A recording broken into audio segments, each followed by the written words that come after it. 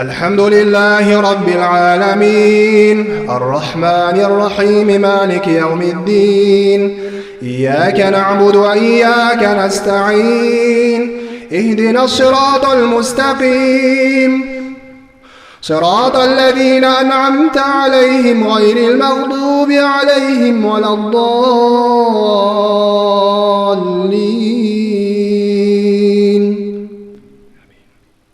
إنما يستجيب الذين يسمعون والموتى يبعثهم الله ثم إليه يرجعون. وقالوا لولا نزل عليه آية من ربه قل إن الله قادر على أن ينزل آية ولكن أكثرهم لا يعلمون.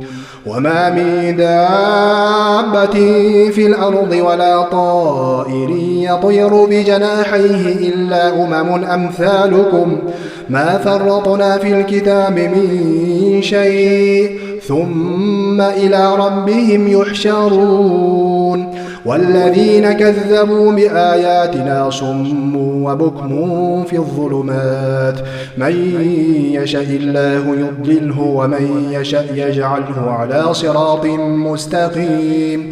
قل أرأيتكم إن أتاكم عذاب الله أو أتتكم الساعة أغير الله تدعون إن كنتم صادقين بل إياه تدعون فيكشف ما تدعون إليه إن شاء وتنسون ما تشركون. ولقد أرسلنا إلى من قبلك فأخذناهم بالبأساء والضراء لعلهم يتضرعون فلولا إذ جاءهم بأسنا تضرعوا ولكن قست قلوبهم وزين لهم الشيطان ما كانوا يعملون. فلما نسوا ما ذكروا به فتحنا عليهم أبواب كل شيء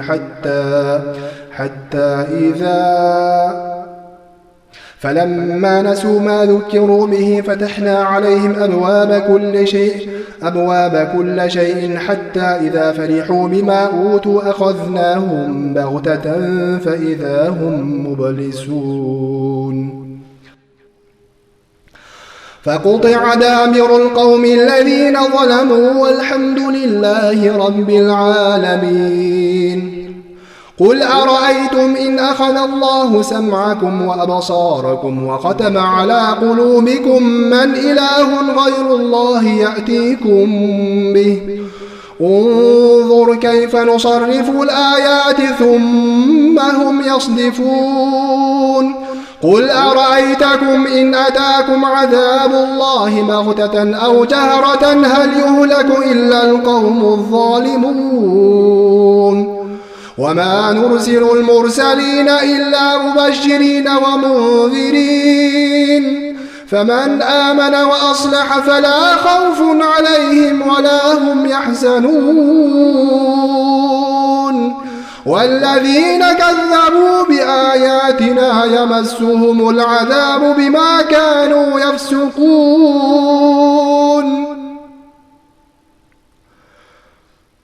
قل لا أقول لكم عندي خزائن الله ولا أعلم الغيب ولا أقول لكم إني ملك إن أتبع إلا ما يوحى إلي. قل هل يستوي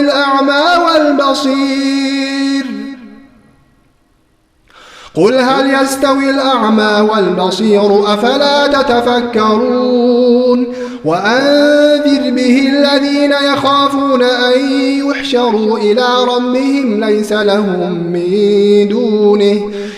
لهم من دونه ولي ولا شفيع لعلهم يتقون.